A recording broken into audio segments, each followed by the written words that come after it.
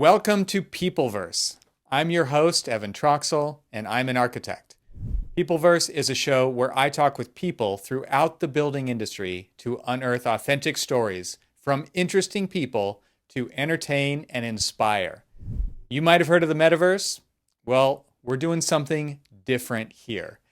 In many ways, the building industry is still very much like the Wild West, even in a time when technology and data are abundant. Peopleverse explores the people and the stories behind the projects to remind us why we got into this industry in the first place and to build relationships along the way. This show is brought to you by Tect, and you can learn more about what we're doing to connect the supply and demand sides of the building industry at tect.com. And you can learn more about Peopleverse at peopleverse.fm.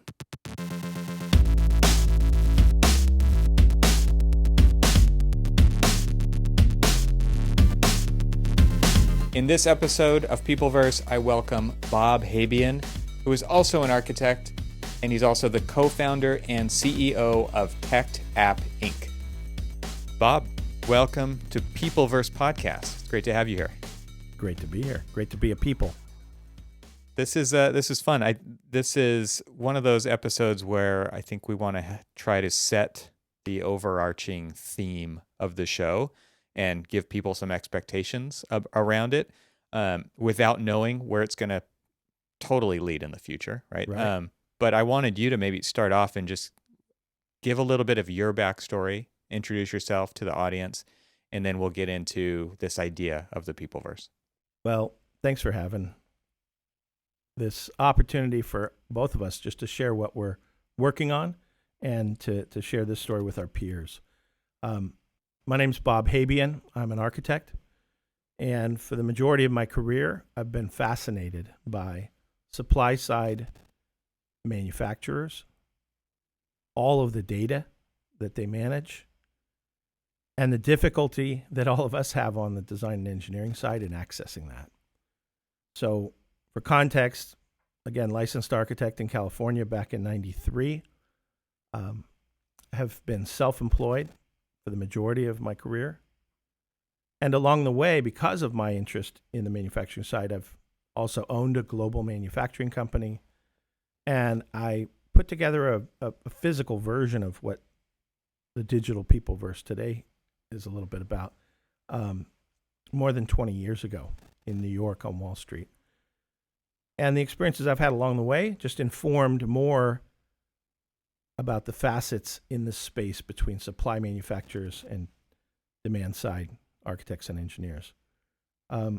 Working with you, Evan, on that problem, what we realized is that people are far more interesting, right, than perhaps the products they make or the job title they have. And so we started looking at that. But background-wise, that's where I come from. I'm passionate about this. It's either a blessing or a curse, but if there's a space between supply and demand, I'm in it, and I don't want to get out of it. If there is a space between supply and demand. Well, sometimes we describe that as a chasm, right? That's true. So I think I'm here for a while. I'm here for the long run, and willingly so. I love the heck out of it. And now with Tect, I think we want to talk a little bit about this because one of the things about our show is that it is powered by Tect, and maybe you could describe a little bit about what that means to you. We've talked about it in terms of Tect being a facilitator of these kinds of conversations, and particularly with this show, those conversations will become resources, we hope, for people from all sides of the AEC community. We're starting with supply and demand. But what does it mean to be powered by Tect? Because we kind of see that in several different ways playing out. Right.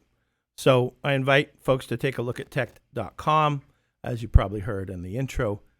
But powered by Tect is simply recognizing that in order to impact change in an industry this large, this complex, this nuanced, with so many disciplines involved on every project, that you really need to have a deep understanding of what's going on with those parts And then if you're going to solve any of it, you need to build a very thoughtful solution or solutions.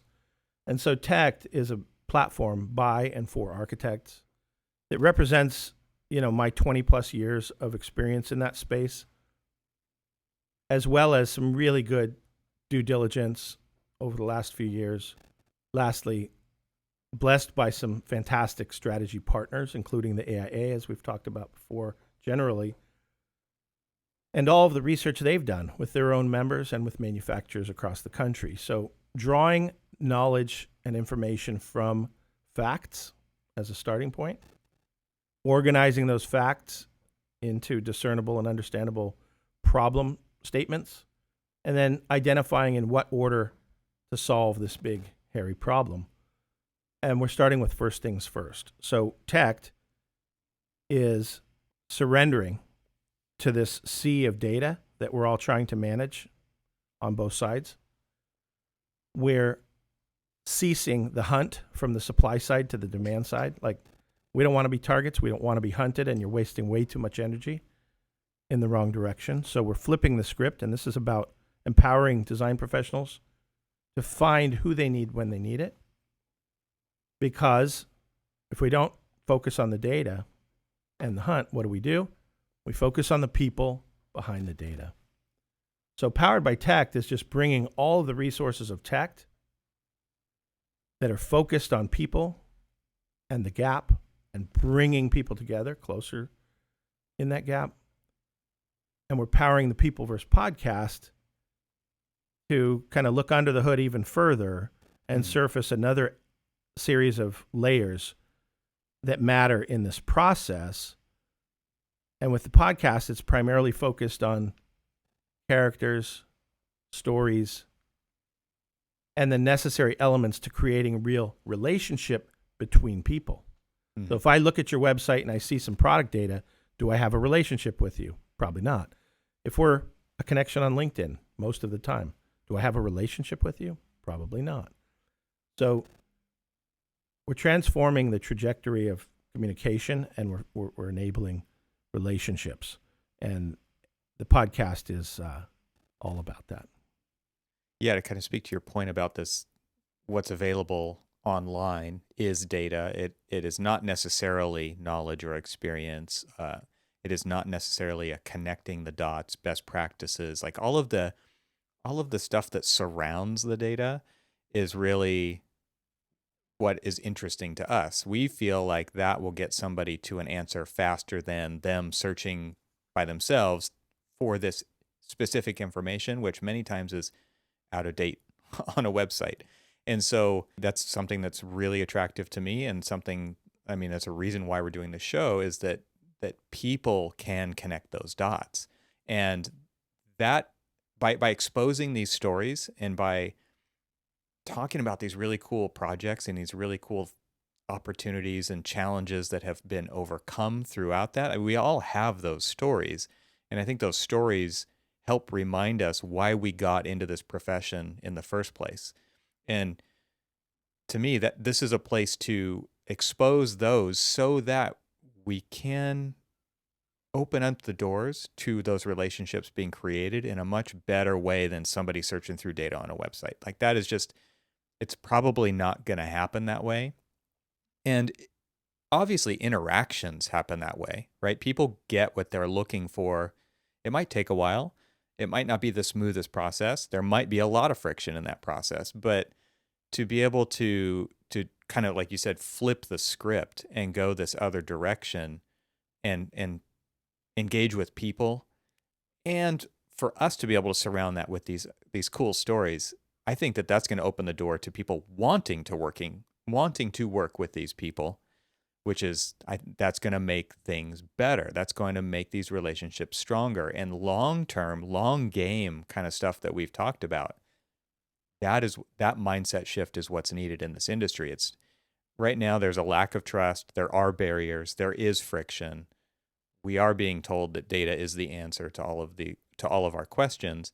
And yeah, data is an answer to some of our questions, but it doesn't do everything that we need it to. And so that's what I'm most excited about with this show. I would agree. Also, just what format do most people prefer to consume the knowledge that they're seeking or the information they're seeking, right? If I wanted to go to the Discovery Channel, would I prefer to see content there, like multimedia rich content with stories and visuals and elements that make the Discovery Channel what it is? Or should I go to discoverychannel.com and just start reading data and text? No, we like stories. We like rich media. And when you think about it, in the building industry, in all of the building industry, where's that content? Like, what channel do I go to? Right. To learn about who the cool people are in this industry, what they're doing. And yes, there have been shows that touch on some aspects, but there hasn't been a place that we can go. No matter your role, an owner, a builder, an architect, an engineer, a manufacturer, a student, to see more. And so I think the podcast represents a milestone in that void that, hey, we're going to start doing something about it because we know there are some crazy cool people in our industry and their stories need to be surfaced. And we're very interested in making that happen. And one of the things we say in the teaser for this show is that the building industry is still like the Wild West. It's very, and that is not meant in a negative way at all. I think in this context, it's positive. Like, who are the people out there? Who are the characters? Who are our favorite characters in this media that you're talking about that we consume? Those people exist in the building industry, and there's not necessarily a channel for them to talk about these really cool projects, these really amazing challenges that were overcome along the way that do bridge the gap between supply and demand. So yeah, this is going to be fun. And I think there's characters in every brand. We want to expose those people, whether that's supply or demand, right? There's going to be great people on both sides of that. There's passionate people behind the projects and the products, right? And so we think that by exposing people from both sides of that and kind of ping-ponging back and forth, and like, we're actually going to break down the barriers between these two sides, because when people hear these stories, they are going to remember their experiences, which is going to open that floodgate of endorphins. I think like that everybody's up for the challenge, right? When it comes to a project, everybody is a professional, and they signed up to be, as you say, licensed problem solvers. I don't kind of don't care what the problem is. That's what I do for a living, right? I solve problems. And so that's going to be a really fun outcome of the show, I believe. Yeah, I mean, another layer there is, as problem solvers, kind of like the pipes of a plumber, right? We're more than ready to interrogate our clients in a good way, to understand their hopes and dreams and passions for their projects, right? We want to know about the interesting factors on a given project. And yet we don't really engage our own stories as actively, or at least on a project team, we barely know the stories of our peers on the project team. We're always focused on the client. Right. So the idea is that what better job could we do if we really understood our team at a deeper level? And we know that there are gaps between the various disciplines and role players on projects. There's a gap between design and construction. There's a gap between trades and other trades, etc. And so this is about chipping away at even those personal gaps to go, I never knew that guy was a world champion chess player. Who knew? Because why would that come up on a project? It wouldn't. Right. And as this conversation powered by tech and the Peopleverse, and us being kind of this neutral third party who is interested in exposing the passion and the excitement, that's a difficult thing for one firm to do on their own. And not only that, it kind of comes across as self-serving. The idea here is that we want to expose that to help build these relationships for the profession. And something that you and I have talked about a lot in the past is moving out of working in the profession or in the industry to working on the industry. And I think this is very much in line with that. This show is very much in line with that, because it's our goal is to facilitate better interactions, the ability for these relationships to be created, a place for these stories to be told, a resource for people to be able to come back to and be entertained and be inspired, right? Like we need a well for that too. We don't just need another place on the internet to dig up information. There's other facets to things that round out the story, like passion and communication and inspiration and those kinds of things. So for us to be able to facilitate a place like that, I think is going to be incredibly important moving forward as we try to realize the goal of building relationships within the building industry. Because trust is so important, it's going to take some time to get to know each other, however you want to do that. Yeah. And kind of like dating, if you don't ask questions from the other person, how interested are you?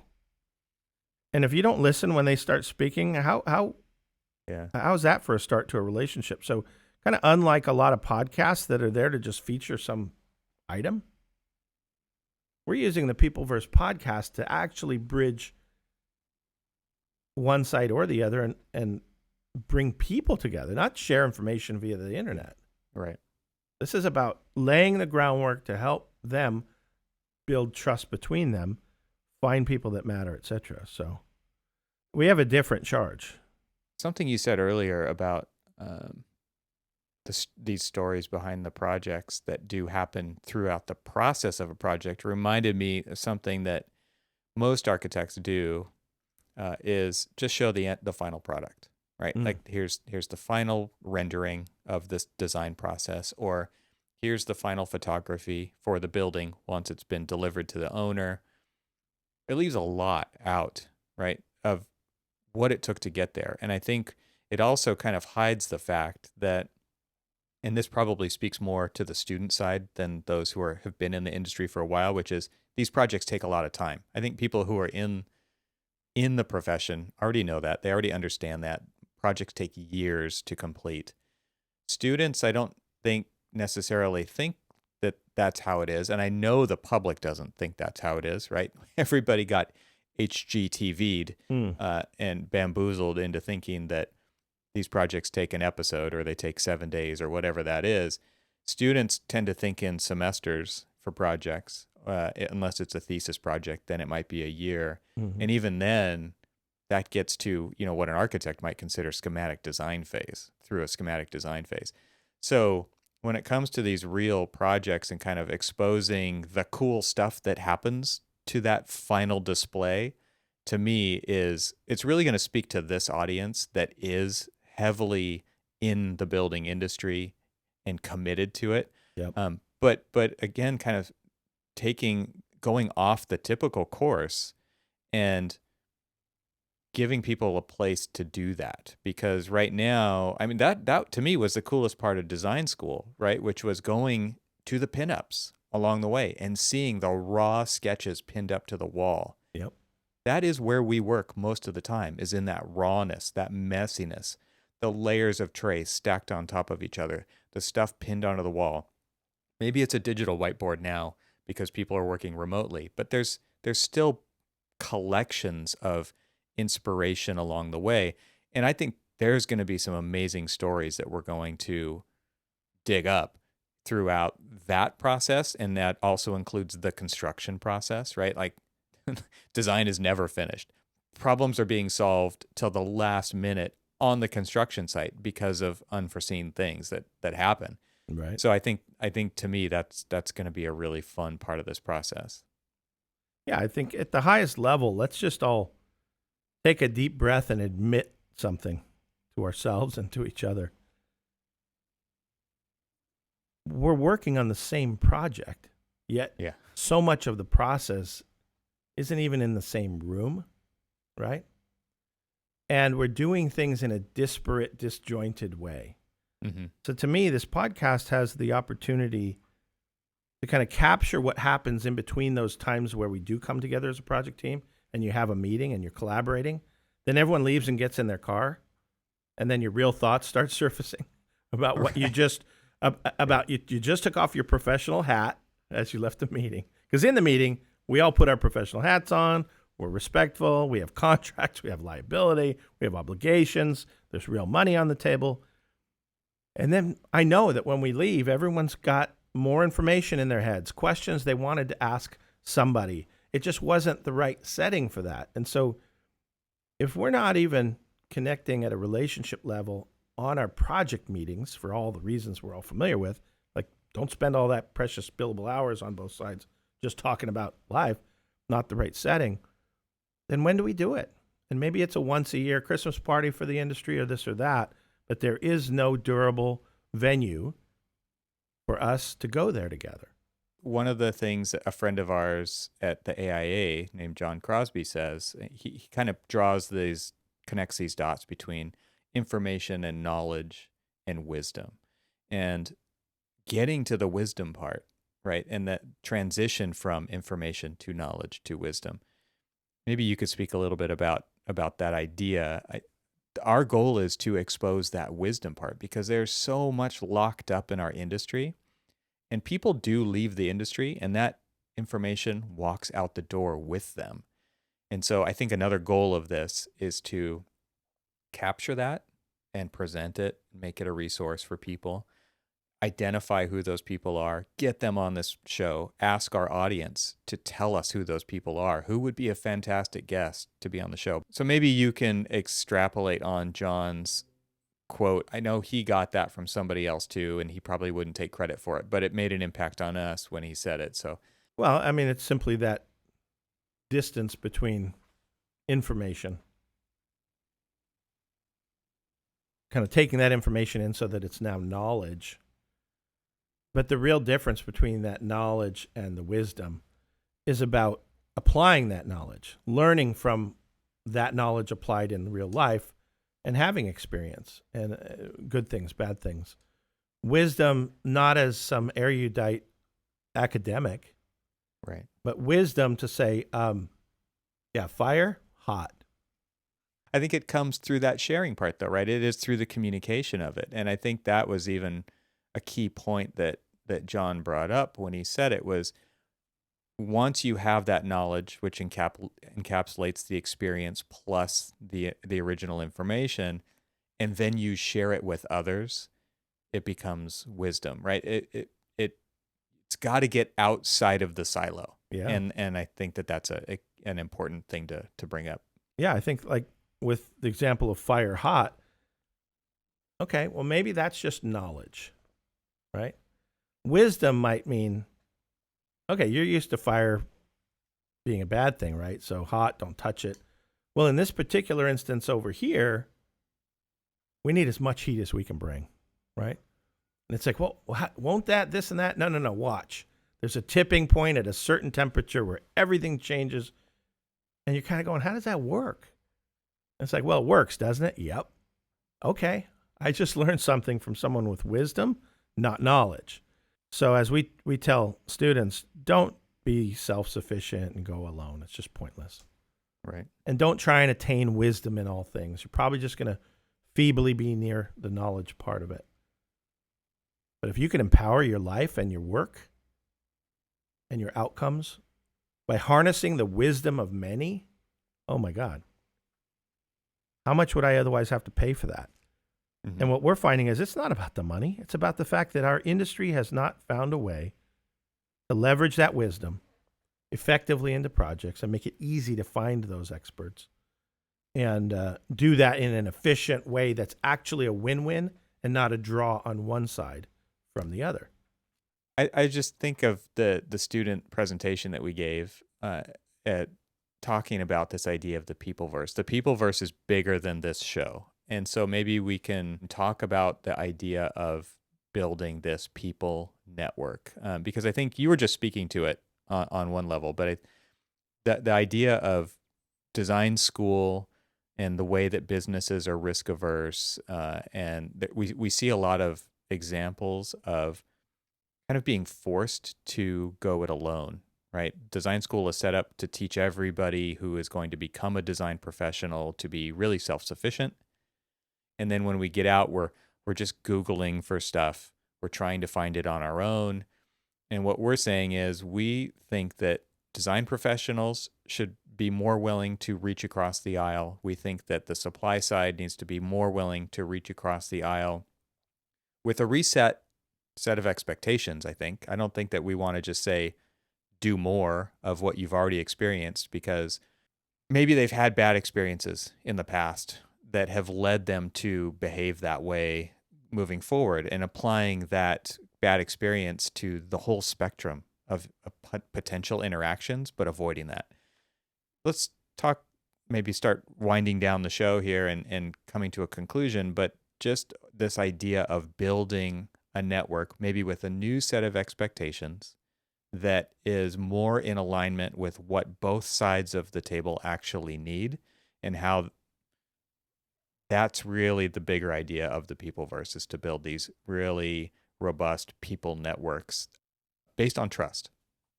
Let me, again, get in the helicopter and go up to 10,000 feet for a minute. Generationally, our industry well understands that there was, and I'll use that term again, sage wisdom on various things back in the day, and our projects were done face-to-face, eyeball to eyeball. Our contracts were simpler. The collaboration was necessary. I use the example, like if I was building hundreds of years ago and I needed a stair, I'd probably call, the stair guy who does nothing but build stairs. Right.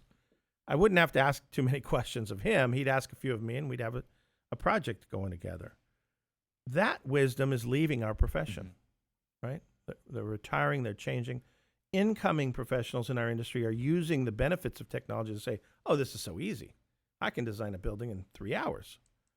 Well, you can do things in 3 hours that lack that kind of wisdom, right? And if we're not capturing that wisdom as it's leaving the scene, then I think our whole industry is going to suffer a very big loss collectively. And that's been weighing heavily on me for the last 20 years. I continue to say, another retirement? Oh my gosh, that's another leakage of some incredible experience and perspective that I sure hope we could somehow preserve before it's gone for current and future generations to be able to leverage. And I know that the wisdom that all of us listening right now have is going to be lost if we don't capture it and share it. So part of this is curating and capturing the information, right? But to your point about wrapping up and what does a Peopleverse mean, I just want to give it some perspective on scale. When you hear about the Peopleverse or the metaverse, you think globally and universally and entirely. You mentioned this earlier. Can that architect do much about that on their own? Do they have the ability to particularly while working on projects, reach out and find more great personalities? No, it's not easy. But here's one way to build the Peopleverse, and that is, hey, whoever you are on either side, even if it's less than 5, if you know some really great people, like these are people you trust, and you would recommend to somebody else, what if there was a place you could add those people to?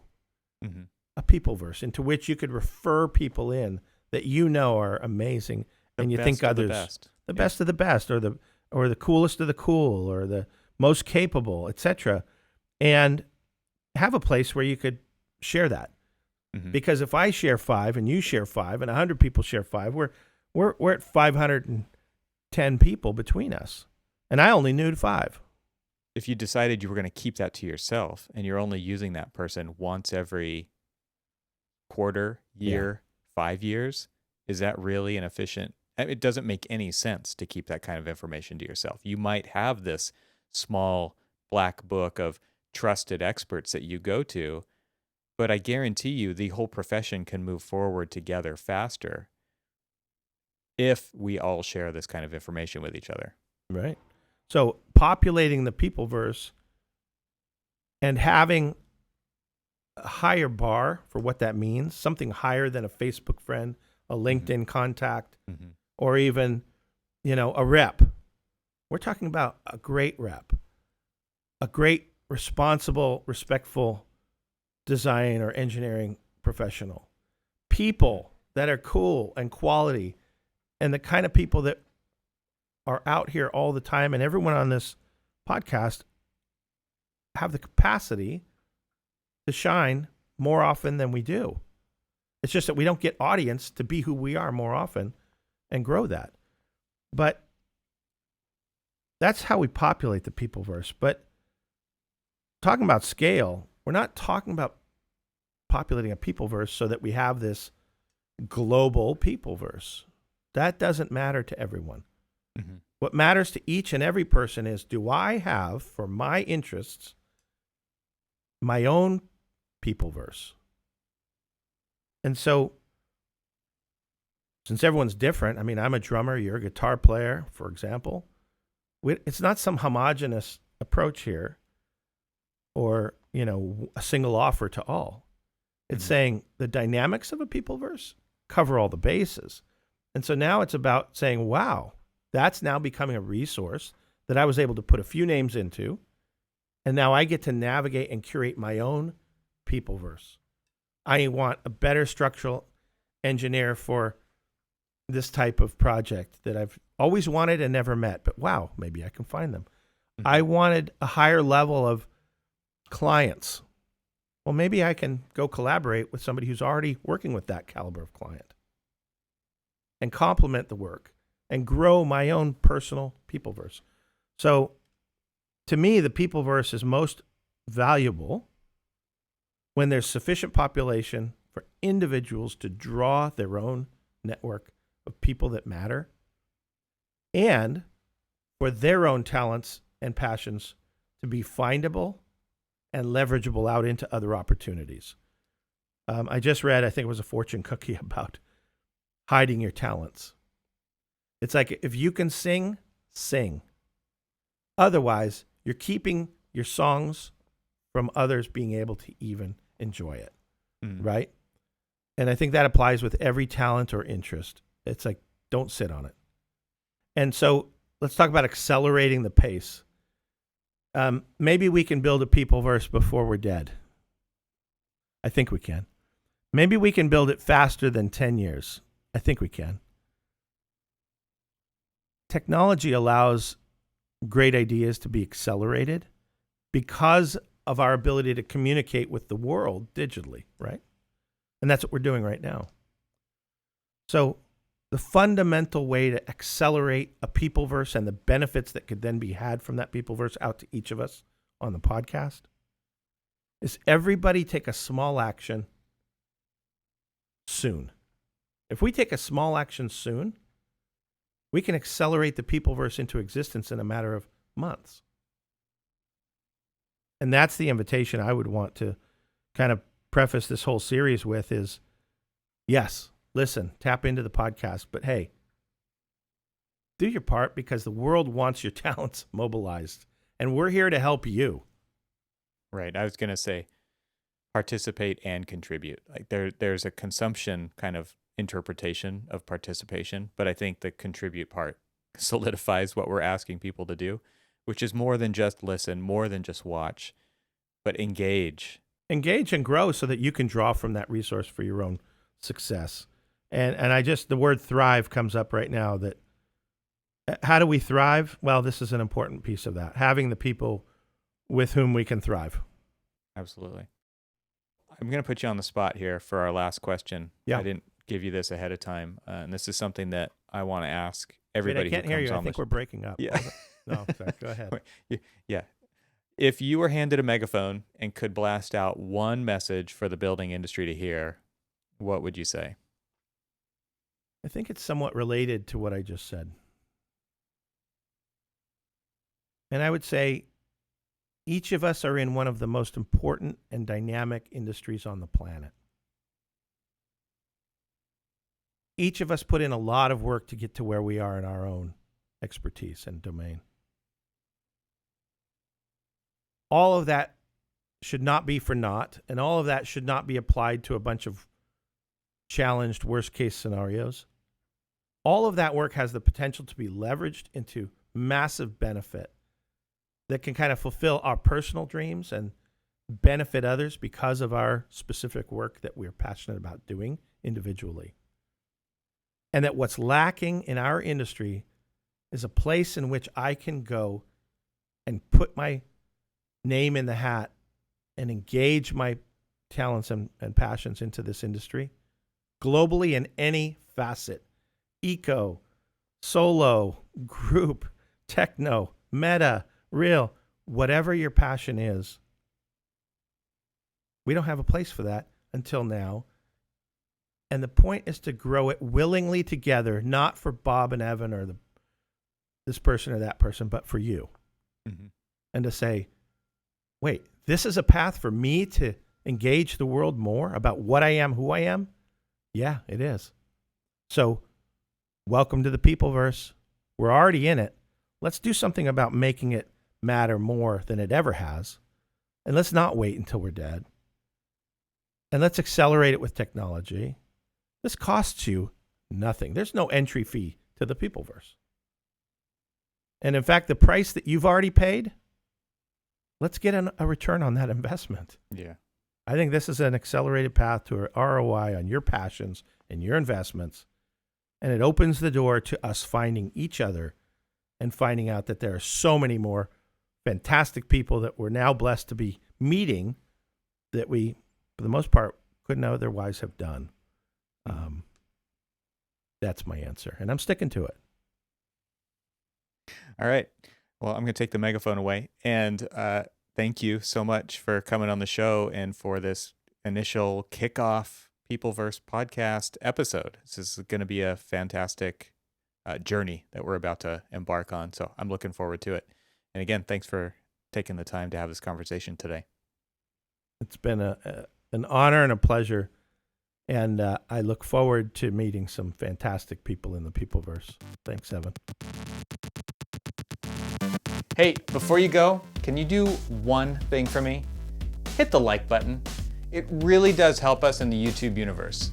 Watching all the way to the end is probably even more helpful, so thank you for that too. It all adds up and helps more people find the show. These are great ways for you to help spread the word and contribute to the Peopleverse. If you want to help the channel even more, please subscribe and use that red button right down there and turn on the notification bell so that you'll know exactly when the next episode comes out. It's completely free to do so. And finally, do you have something to add to this conversation? If you do, leave a comment.